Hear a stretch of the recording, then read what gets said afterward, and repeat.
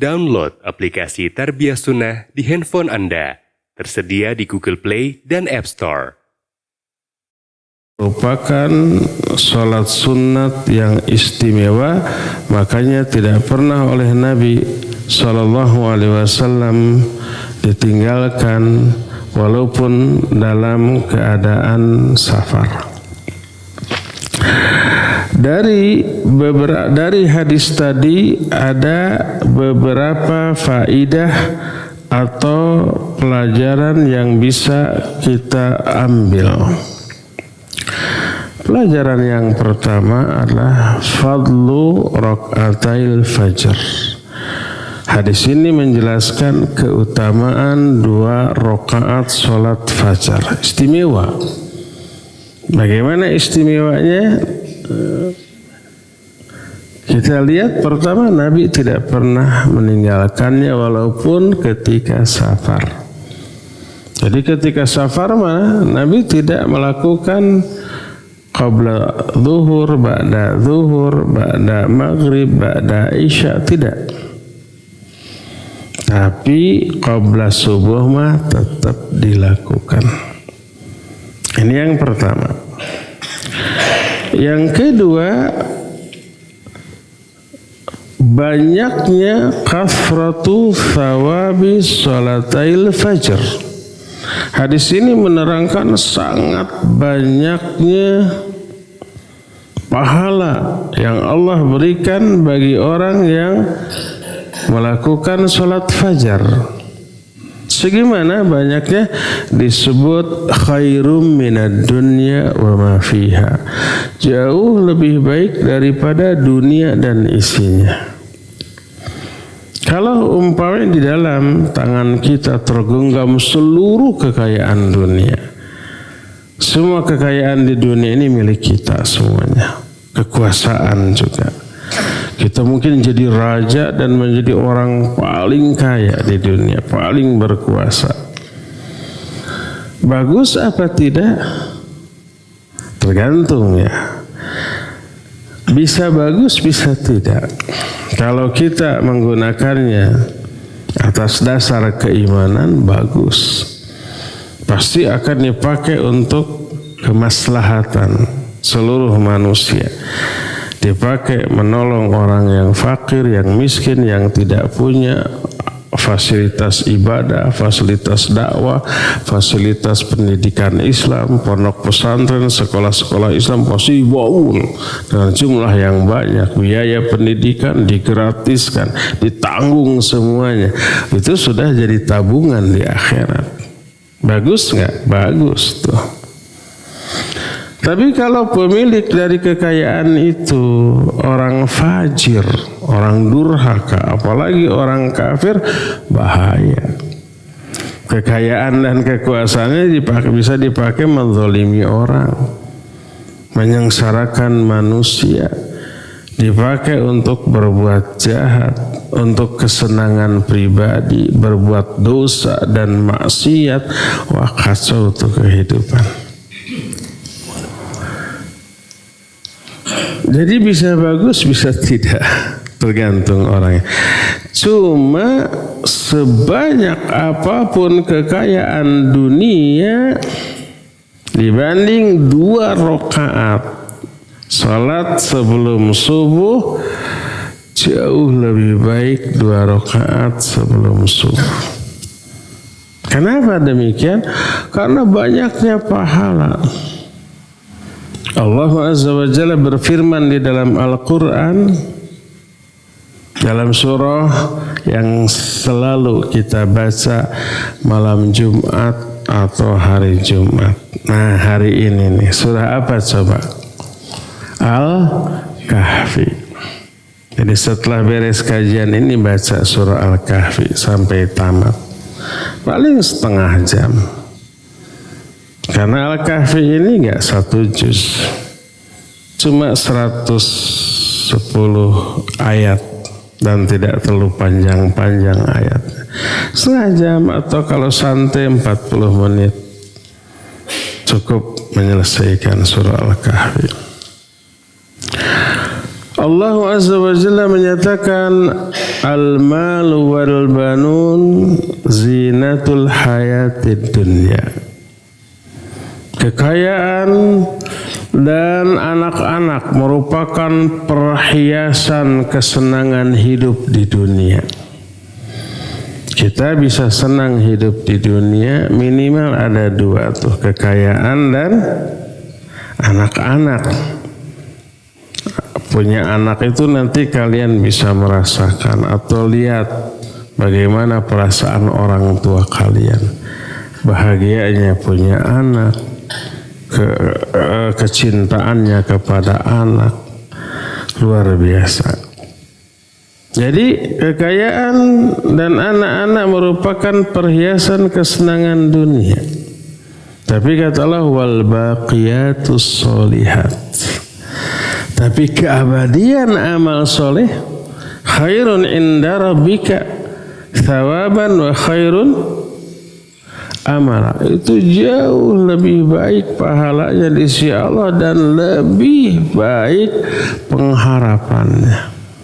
Kenapa disebut wal baqiyatus sholihat, keabadian amal soleh. Amal soleh ini abadi. Arti abadi terus sampai ke akhirat. Balasan bagi amal soleh di akhirat nggak ada putusnya selama-lamanya. Allah sampai menyatakan diberikan yudkhilhu wa may yu'min billah wa ya'mal shalihan yukaffir anhu sayyi'atihi wa yudkhilhu jannatin tajri min tahtiha al-anhar khalidina fiha abada. Siapa orang beriman dan beramal soleh, salah satu bentuk amal solehnya ini adalah 2 rakaat sebelum fajar, maka akan kami hapus dosa-dosanya. Semua amal soleh itu bisa menghapus dosa. Makin besar keutamaan amal soleh, makin banyak pahala yang diberikan, makin banyak dosa yang terhapus. Salat subuh barusan tuh luar biasa tuh. Pahalanya disaksikan oleh 2 kelompok malaikat. Aqimis salata liduluki syamsi ila ghasaqil laili wa qur'anal fajr inna qur'anal fajri kana mashhuda. Wa qur'anal fajr, dirikan olehmu salat subuh. Salat subuh di dalam ayat ini disebut qur'anal fajr, bacaan salat fajar. Kenapa disebut bacaan sholat fajar? Karena bacaan pada sholat subuh lebih lama dibanding di sholat-sholat yang lainnya. Makanya jangan kaget, jangan heran kalau imam di sholat subuh bacaannya lebih lama dan lebih panjang daripada di sholat-sholat yang lainnya. Wayahna, kalau sholat subuh lebih panjang, dan khusus di hari Jumat seperti sekarang imam memang disunnahkan membaca surah yang tadi dibaca. Surah apa coba? Surah As-Sajdah. Di sana ada ayat sajdah. Siapa yang baca ayat itu disunahkan sujud. Sujud namanya sujud apa? Sujud tilawah. Tilawah itu bacaan. Sujud karena bacaan ayat sajdah. Sekali aja sujudnya. Apa yang dibaca sama dengan sujud lain, yaitu subhana rabbiyal a'la minimal 3 kali. Cuma ada tambahan sajada wajhil ladzi khalaqahu wa syaqqa sam'ahu wa basarahu bihaulihi wa quwwatihi. Nah, ada tambahan itu, tapi bacaan pokoknya itu tetap subhana rabbiyal a'la dulu. Berdasarkan sabda Nabi SAW setelah beliau kemudian sujud, kemudian baca Subhana Rabbiyal A'la, beliau bersabda, ij'aluha fi kulli sujudikum, jadikan Subhana Rabbiyal A'la ini sebagai doa di setiap sujud kalian. Sujud apa saja, sujud dalam salat fardu, sujud dalam salat sunat, sujud tilawah, sujud sahwi, sujud syukur, seluruh sujud baca Subhana Rabbiyal A'la. Cuma nanti ada tambahan setelah beres Subhana Rabbiyal A'la baca sajada wajhil ladzi khalaqahu wa syaqqa sam'ahu wa basarahu bihaulihi wa quwwatihi. Itu rakaat pertamanya. Rakaat keduanya disunahkan baca surah apa? Al-Insan. Surah ke-76. Hal ata alal insani hinum minad dahri lam yakun syai'am madhkura. Terus sampai akhir. Jadi sunnahnya rakaat pertama baca surah As-Sajdah penuh, rakaat kedua membaca surah Al-Insan. Tadi imam baca gitu enggak? Iya, di rakaat pertamanya saja. Rakaat kedua nyambung setengahnya ya. Al-Insannya tidak dibaca. Salatnya sah tidak? Sah tetap.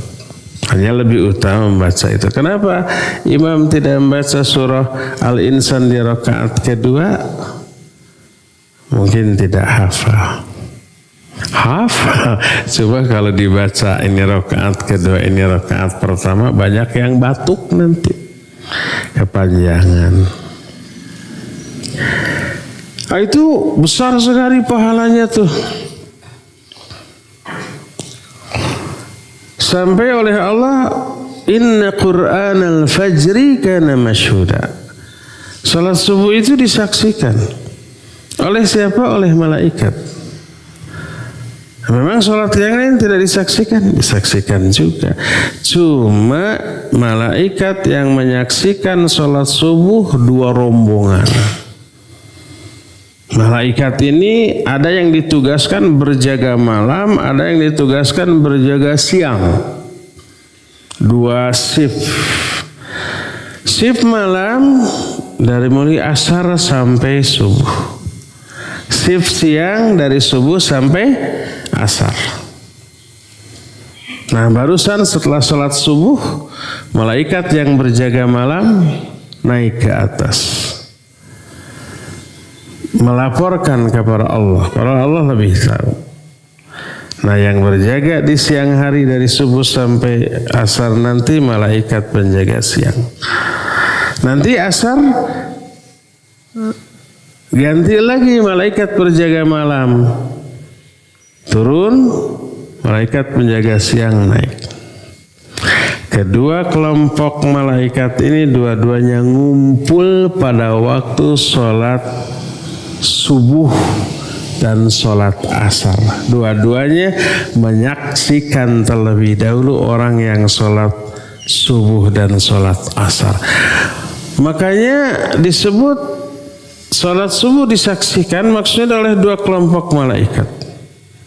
Yata'aqabuna fikum malaikatul laili wa malaikatun nahar yajtami'una fi sholatil fajar wa sholatil asar. Dua kelompok malaikat bolak-balik tuh antara bumi dengan langit, langit dengan bumi, dan dua kelompok ini berkumpul pada waktu sholat subuh dan sholat asar. Makanya disaksikan pahalanya besar. Selain pahala besar, dosa juga berguguran. Sholat subuh barusan itu menghapus dosa kita loh. Dosa kita dihapus. Sebanyak apa? Sebanyak yang sesuai dengan kualitas sholat subuh kita tadi. Walaupun kita sholatnya bareng, berjamaah di tempat yang sama, dengan imam yang sama, bacaan yang sama, gerakan yang sama, apakah pahala semua orang yang sholat tadi sama apa tidak? Tidak sama. Beda-beda, kadang-kadang jauhnya seperti bumi dengan langit. Apa yang membedakan besar kecilnya pahala sholat? Kualitas sholat, keikhlasannya, kekhusyuannya, mutabaahnya. Mutabaah itu apakah gerakan-gerakan sholatnya itu sesuai dengan sunnah ataukah tidak. Itu tuh makin ikhlas, makin khusyuk, makin mutabaah, makin benar, makin bagus itu sholat, makin banyak pahala, makin banyak dosa yang dihapus. Tapi kalau umpamanya niat sholat subuhnya itu karena terpaksa, ngantuk, inginnya tidur. Nah, kalau di rumah mah nggak akan bangun. Tapi kalau di sini takut kena iqab, takut digundulin, jadi terpaksa sambil menggerutu dalam hatinya, oh pengennya bobo gitu. Ada yang begitu? Ngaku ada ya. Jadi agak terpaksa, kurang tuh keikhlasannya tuh. Lalu bercita-cita nanti kalau liburan pulang ke rumah 14 terus sampai jam 10. Sekarang udah takut dihukum tuh.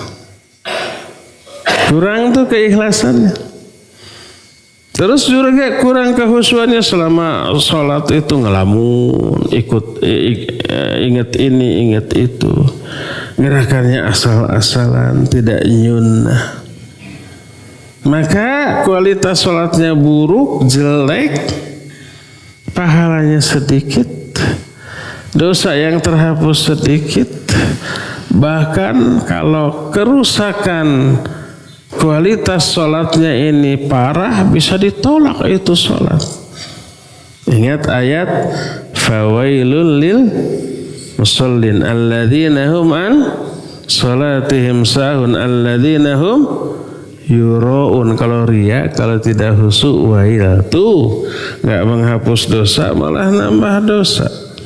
Bukan dosa karena sholatnya, tapi dosa karena kelalaian dan riyanya itu loh, tidak ikhlasnya itu loh.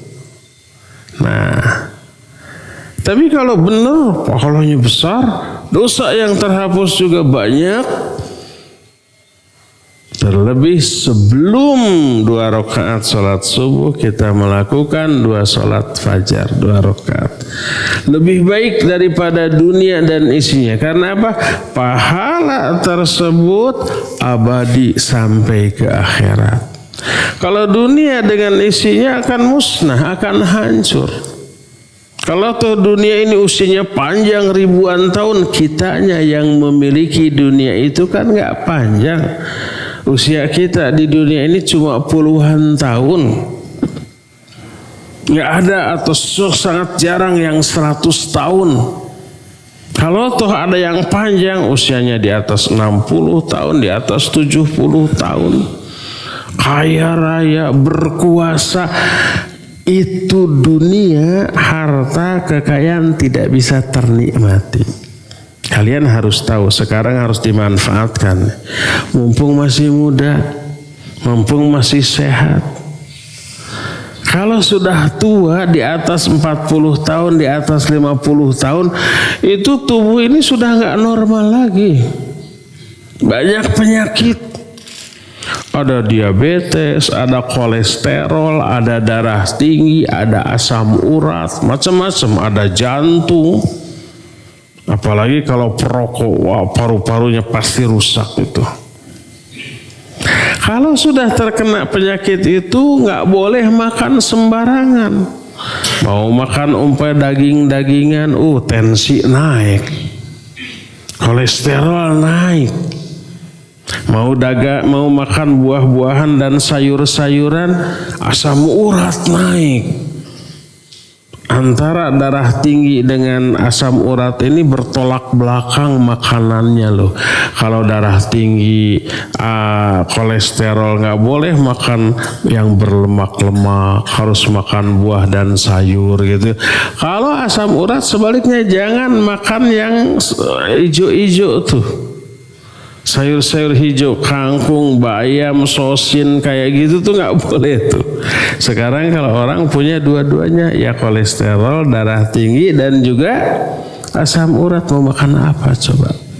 Sayur bening, nggak boleh pakai garam tensi naik, nggak ada rasanya. Uang banyak nggak bisa makan enak, coba ngapain coba? Banyak yang seperti itu. Nah sekarang mumpung masih muda, manfaatkan. Maksudnya bukan manfaatkan makannya semau-maunya, enggak. Jaga kesehatan. Kalau jaga kesehatan sejak sekarang, sudah tua nanti enggak terkena penyakit-penyakit itu. Sampai akhirnya kita mati. Setelah mati, kekayaan yang begitu banyak dikemanain coba? Akhirnya jadi milik ahli waris. Apa yang tersisa dari diri kita tentang kekayaan itu? Hisab. Dihisab nanti di akhirat. Kalau ada yang haramnya diazab, yang halalnya dihisab dengan hisab yang berat. Itulah kekayaan. Yang pasti ditinggalkan, yang menjadi beban yang tersisa hanyalah hisab dari harta itu. Sudah musnah. Jadi memberatkan kita. Adapun ibadah dan amal soleh, pahalanya itu terus ke akhirat dan diberikan balasan secara abadi selama-lamanya. Makanya berkata Nabi SAW, "Lau kanatid dunya fi yadi ahadikum," seandainya dunia ini tergenggam dimiliki oleh salah seorang di antara kamu, seluruh harta benda di dunia ini milik seseorang, lalu karena hal itu dia mengatakan alhamdulillah, lakana qauluhul hamdulillah khairum mimma fi yadihi.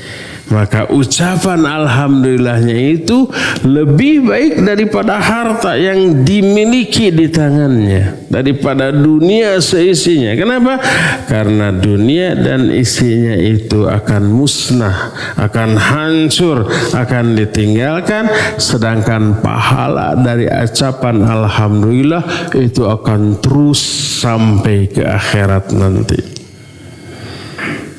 Makanya amal soleh lebih baik daripada dunia dan isinya. Apapun bentuk amal soleh dan apapun bentuk dunia dan isinya tersebut, uang, kekayaan, kekuasaan, popularitas, itu dunia.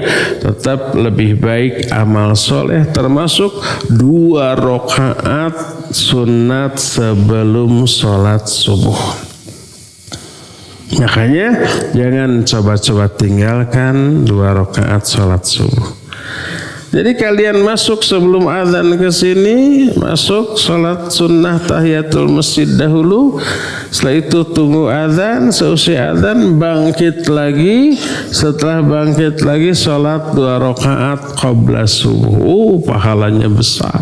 Ya pahala tahiyatul masjid, pahala berangkat dari asrama ke sini, langkah-langkahnya dihitung, pahala wudhunya, pahala menahan kantuk, dingin dan rasa malas, tapi semuanya itu dilawan, terus kita berwudhu, gosok gigi dan seterusnya, itu pahalanya besar.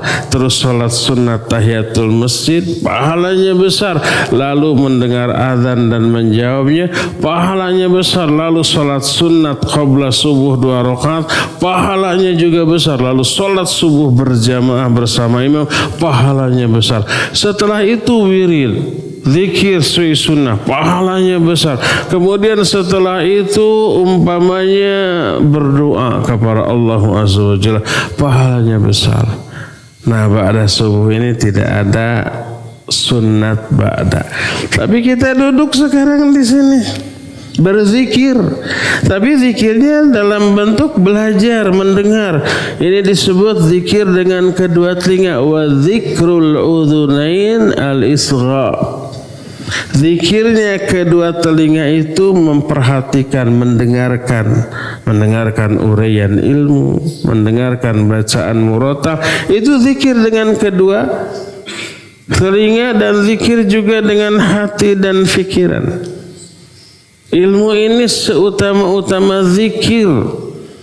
Jadi selesai sholat subuh, wirid, kemudian setelah itu kita duduk di masjid tersebut untuk berzikir, termasuk mendengar kajian seperti itu, sampai syuruk. Syuruk itu terbit matahari. Hari ini matahari terbit jam 6:35. Sudah terbit sekarang. Biarkan 10 menit, 15 menit, setelah itu kita sholat 2 rakaat. Siapa orang yang sholat subuh berjamaah dengan imam di masjid, lalu setelah itu berzikir sampai matahari terbit, setelah itu sholat 2 rakaat, disebutnya oleh para ulama dengan sebutan sholat isyraq, atau sebagian ulama lain menyatakan sholat ghadat, yaitu 10 menit, 15 menit setelah matahari terbit. Maka bagi orang itu dapat pahala haji dan umroh secara sempurna. Hajinya belum, umrohnya belum, tapi pahalanya bisa kita dapatkan tiap hari. Makanya nanti seusai kita ngaji seperti ini, jam 6 beres, kalian semua sholat 2 rakaat, sholat isyraq, pahalanya haji dan umroh. Besar.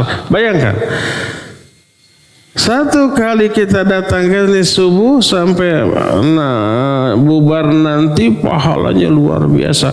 Pahala dari bangun, pahala dari melawan rasa malas, pahala wudu, pahala gosok gigi, pahala melangkah ke masjid, pahala sholat tahiyatul masjid, pahala menjawab azan dan berdoa bersolawat setelah azan, terus pahala qabla subuh, pahala sholat subuh, pahala ngaji seperti ini, pahala sholat isyraq. Wah, bercampur. Segimana banyaknya itu pahala, yang jelas lebih baik dibanding dunia dan isinya. Bayangkan kalau itu tiap hari dilakukan, pahalanya makin besar, dosa yang terhapus semakin banyak dari diri kita, ya.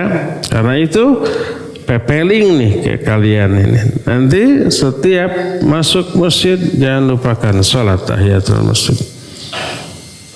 Terus jangan lupakan sholat 2 rakaat sebelum subuh, sholat fajar. Lebih baik pahalanya daripada dunia dan isinya. Dan demikian juga pelihara sholat-sholat rawatib, ya. Insyaallah ini akan menunjang usaha kalian dalam menghafal Quran di sini dan dalam menyerap ilmu-ilmu syar'i yang lainnya. Wallahu a'lam bishawab. Cukup ya sampai di sini. Kita masih punya sisa waktu 15 menit untuk bertanya jawab. Silakan Ngacung kalau ada yang bertanya. Assalamualaikum warahmatullahi wabarakatuh. Waalaikumsalam warahmatullahi wabarakatuh. Perkenalkan, nama saya Atar. Siapa? Atar. Dari Cimahi. Saat izin bertanya, saat kalau kita sholat tidak ikhlas dan tidak membaca doa apa-apa, itu sah atau tidak? Ulangi apa?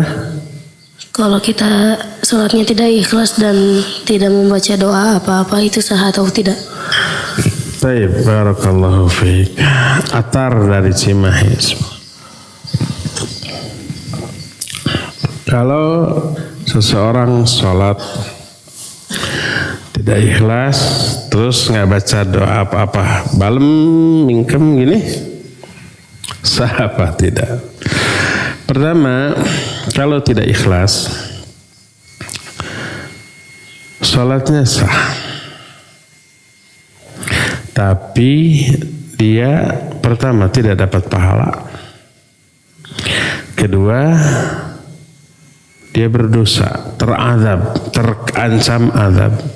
Sebagaimana ayat fawailul lil musallin. Salah satunya alladzina hum yuraun, orang yang riya. Ya azab karena riyanya, bukan karena salatnya. Itu pertama. Kedua, kalau nggak baca apa-apa. Kalau yang dimaksud nggak baca apa-apa semua, begitu takbirnya nggak takbir, terus rukuk. Dia tidak membaca takbiratul ihram. Takbiratul ihram rukun sholat. Kalau tidak dibaca takbiratul ihram, takbir yang pertama, takbiratul ihram itu tidak sah sholatnya. Jadi hanya angkat tangan, tapi tidak takbir, nggak sah.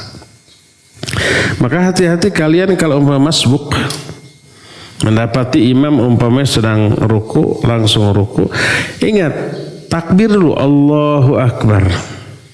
Angkat tangan, Allahu Akbar, lalu langsung ruku. Kalau imam lagi sujud, langsung sujud. Tapi takbirnya itu wajib. Bahkan ini menjadi rukun. Karena takbiratul ihram rukun. Jangan sampai lihat imam sujud, langsung sujud. Nggak takbir dulu. Nggak sah itu salat. Jadi pertama takbiratul ihram. Kedua, Fatihah. Itu juga rukun. Siapa yang tidak membaca Fatihah nggak sah salatnya. La salata liman lam yaqra bi Fatihatil kitab. Nggak sah salat bagi orang yang tidak membaca Al-Fatihah. Kalau nggak baca iftitah, nggak baca surat, sah. Tapi kalau tidak membaca Al-Fatihah tidak sah. Nah, bagaimana doa ruku, doa sujud, doa duduk, doa tahiyat? Rukunya, sujudnya, duduknya itu rukun sholat. Siapa yang tidak melakukan ruku, tidak melakukan sujud padahal mampu, nggak sah sholatnya. Tapi bacaan rukunya, bacaan sujudnya, baca ruku gimana? Subhana rabbiyal azim. Bacaan sujudnya subhana rabbiyal a'la, itu wajib. Siapa yang tidak membaca dia berdosa. Oleh karena itulah maka kalau ada orang dari awal sampai akhir mingkem nggak baca apa-apa, nggak sah sholatnya, karena banyak rukun yang berupa bacaan, ya takbiratul ihram, ya Fatihah, ya sholawat di dalam tahiyat, itu rukun. Siapa yang tidak membaca itu tidak sah sholatnya, ya. Jadi jangan sampai ketika sholat nggak baca apa-apa, baca. Terus ketika membacanya harus ada gerakan lisan, jangan balem mingkem di dalam hati, nggak boleh. Harus ada gerakan lisan, ya. Allahu a'lam. Cung, siapa lagi?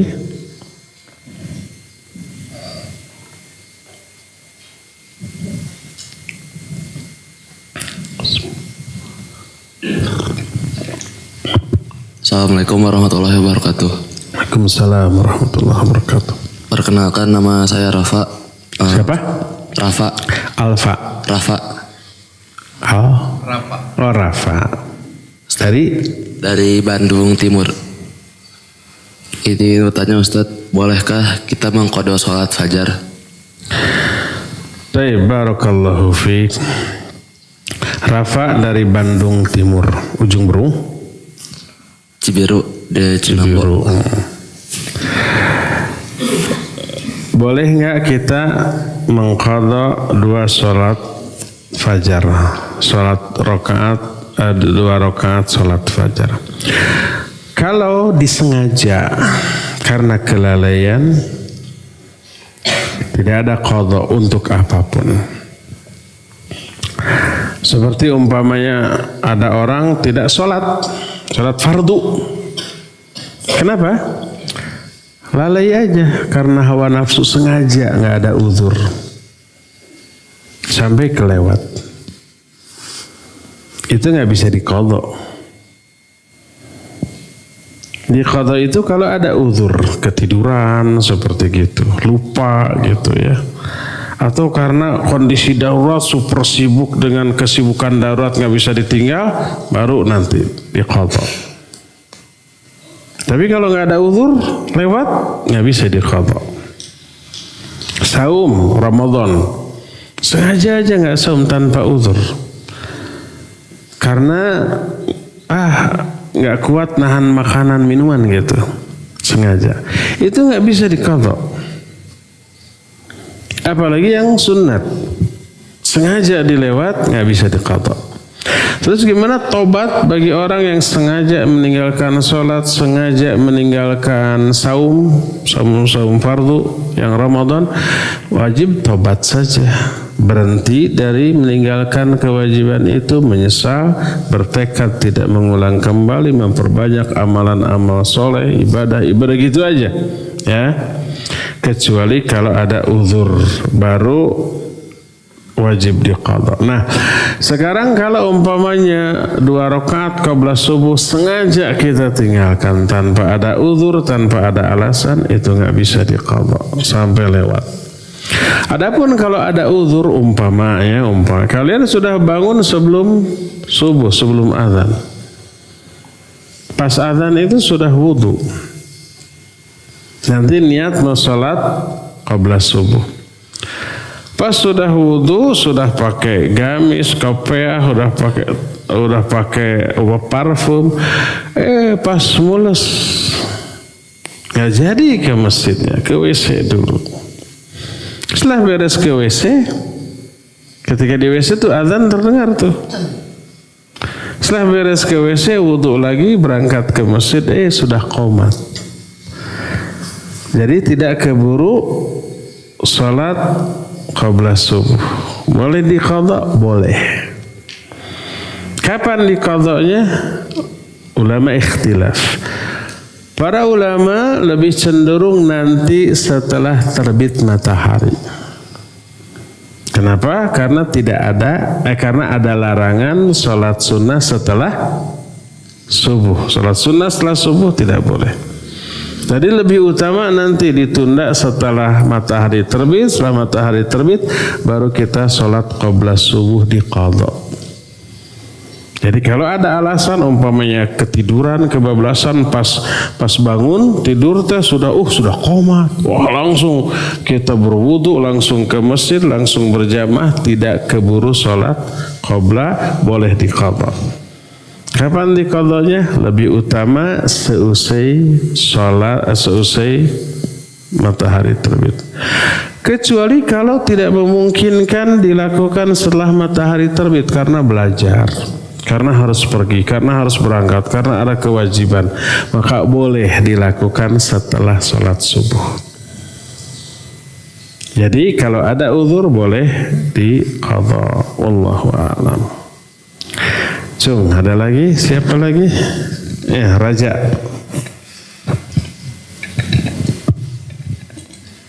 Assalamualaikum warahmatullahi wabarakatuh. Assalamualaikum warahmatullahi.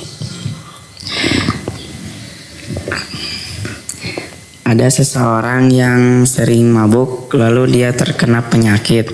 Setelah itu dia sekarat. Setelah itu dia bertaubat. Apakah taubatnya diterima?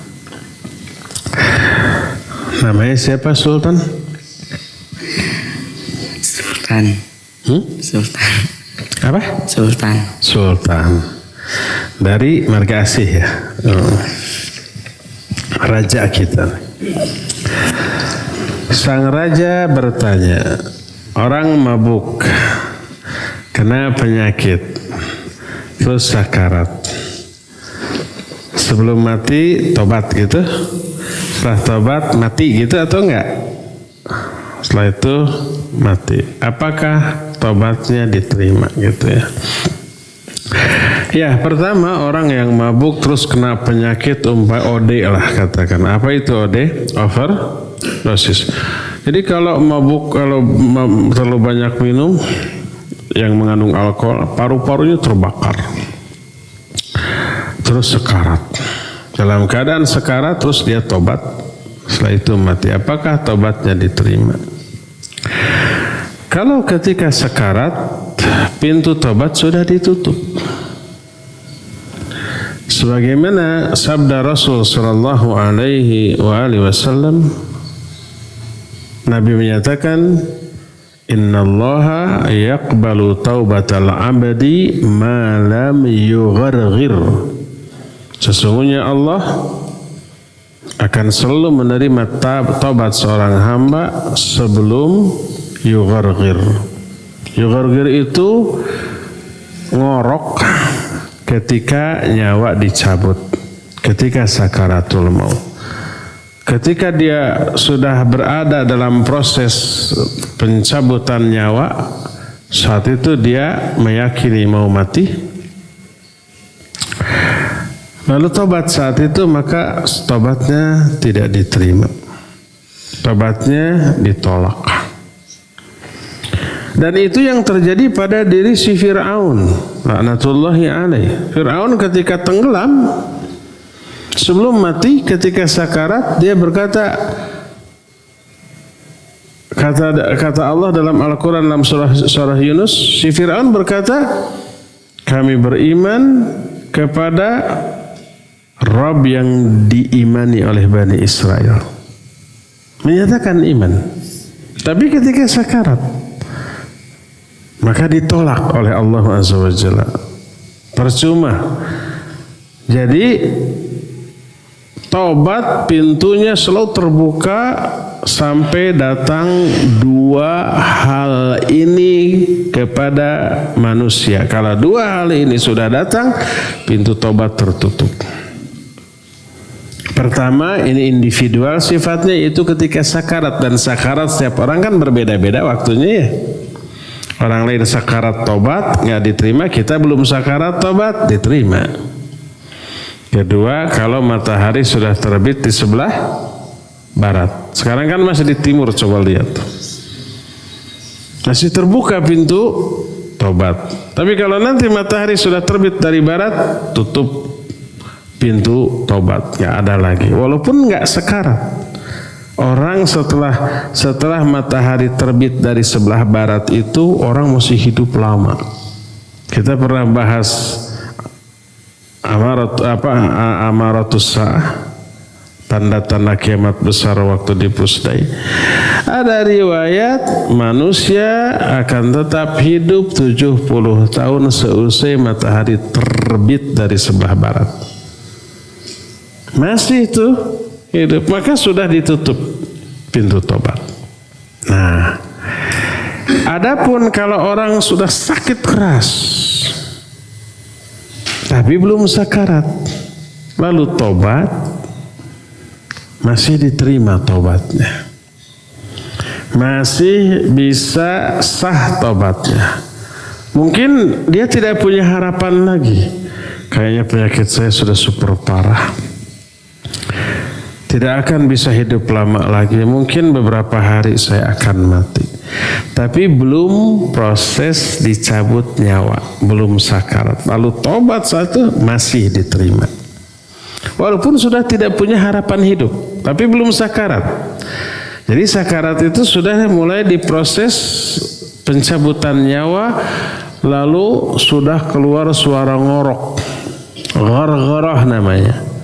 Suara ngorok yang keluar akibat dicabut nyawa seseorang. Lalu saat tobat ditutup pintu tobat. Adapun kalau belum sakarat maka masih bisa. Walaupun sudah sakit parah dan tidak ada harapan hidup, tapi belum dicabut nyawa, maka masih. Karena itulah maka ketika paman Nabi alaihissalam yang namanya Abu Thalib sudah sakit parah, oleh Nabi SAW didatangi, lalu disuruh mengucapkan 2 kalimat syahadat. Sebab sudah tidak ada harapan hidup, tapi belum sakarat. Maka Nabi SAW menyuruh agar mengucapkan la ilaha illallah. Ya ammi, qul la ilaha illallah kalimatan asyhadu laka biha indallah. Hai pamanku, ucapkan olehmu la ilaha illallah, satu kalimat yang aku akan menjadi saksi bagimu pada hari kiamat di hadapan Allah. Sebelum mengucapkan la ilaha illallah, ini sahabat-sahabatnya yang buruk, yang kafir ini ngomong, ya Abu Thalib atarghabu an millati Abdul Muttalib. Hei Abu Thalib, kamu sudah benci kepada agama Abdul Muttalib, jangan mengatakan la ilaha illallah. Akhirnya mati dalam keadaan tidak mengatakan la ilaha illallah. Saat itu belum sakarat, tapi sudah tidak ada harapan hidup. Sebelum sakarat tobatnya masih diterima. Adapun pas sakarat sudah ngorok lalu tobat ditutup, tidak diterima lagi. Wallahu a'lam bishawab. Siapa lagi? Ini no kasep ya.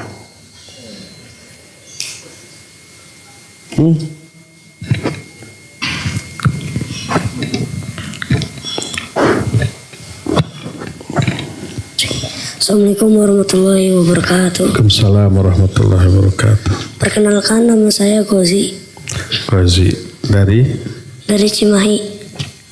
Ustaz, izin bertanya, kalau misalkan ada orang berpuasa di bulan Ramadan, terus dia tidak mengerjakan puasanya selama 1-2 hari, kan seharusnya orang itu membayarnya, tapi ini tidak membayarnya, apakah dosa atau tidak? Seharusnya orang itu apa? Membayar puasanya, Membayar. tapi ini tidak membayar puasanya, apakah dosa atau tidak? Baik, barakallahu fiik. Orang tidak puasa Ramadan sehari 2 hari. Ada uzur, ada alasan, sakit, safar atau enggak? Atau malas aja? Sakit. Kalau sakit tidak saum ya boleh, nggak apa-apa, tapi nanti wajib mengqadha, dibayar. Nah, sekarang setelah beres Ramadan tidak dibayar, dosa tidak? Dosa.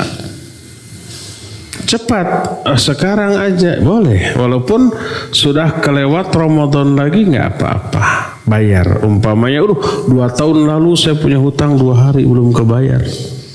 Atau 3 tahun yang lalu, tapi kita ingat. Gak apa-apa bayar sekarang. Apakah asalnya 2 hari karena kelewat 2 tahun jadi 4 hari? Enggak, tetap saja 2 hari. Wajib dia membayar dalam bentuk qadha dengan saum lagi sekarang. Kalau tidak dia berdosa besar, ya. Wallahu a'lam. Umar. Assalamualaikum warahmatullahi wabarakatuh. Assalamualaikum warahmatullahi wabarakatuh. Nama? Umar. Dari? Cilacap. Ciroyoma. Ayo Umar. Apakah ada konsekuensi jika melakukan sholat di waktu yang dilarang? Iya, ada nggak konsekuensi? Arti konsekuensi akibat buruk atau hukuman kalau melakukan sholat pada waktu yang dilarang. Maksudnya sholat sunat. Ada waktu yang terlarang sholat. Pertama, setelah selesai sholat subuh dilarang sampai matahari terbit. Kedua, pas matahari terbit dilarang. Makanya nggak boleh sholat syuruk pas matahari terbit, nggak boleh. Ketiga, pas matahari di tengah-tengah. Keempat, pas matahari sedang terbenam. Kalau kita kan sholat maghrib setelah itu, setelah matahari terbenam. Kalau pas matahari terbenam nggak boleh. Pas matahari terbenam azan. Setelah beres azan, matahari beres tenggelamnya tuh. Dan yang kelimanya ba'da asar sampai maghrib. Itu terlarang. Siapa yang melakukan sholat sunnah mutlak di waktu-waktu yang 5 tadi, tidak sah sholatnya dan dia berdosa. Melanggar larangan, dosa. Kecuali kalau sholat sunnah tersebutlah sholat sunnah yang ada sebab. Umpamanya masuk masjid, tahiyatul masjid boleh karena ada sebab. Apa sebabnya? Masuk masjid. Umpamanya ada orang yang sudah sholat di masjid lain, sholat subuh, beres sholat subuh dari sana terus ke sini karena di sini ada sholat subuh, ada kajian. Begitu masuk sholat dulu tahiyatul masjid di sini. Boleh? Boleh. Karena tahiyatul masjid termasuk sholat yang ada sebab. Atau sholat gerhana. Ada terjadi gerhana ba'da asar, boleh. Karena ada sebab. Atau sholat jenazah. Ada jenazah lalu mau dikuburkan pagi-pagi banget, disolatkan ba'da sholat subuh. Boleh karena ada sebab. Jadi sholat sunat atau yang fardu kifayah yang ada sebab boleh dilakukan walaupun di waktu yang terlarang. Adapun yang tidak ada sebab maka tidak boleh dilakukan pada waktu terlarang. Siapa yang melakukannya salatnya tidak sah dan dia berdosa, ya. Wallahu a'lam bishawab. Cukup ya. Sampai di sini saja, insyaallah kita berjumpa lagi hari Sabtu ba'da maghrib insyaallah, ya. Subhanakallahumma bihamdik asyhadu an la ilaha illa anta astaghfiruka wa atubu ilaik. Walhamdulillahirabbil alamin. Wassalamualaikum warahmatullahi wabarakatuh.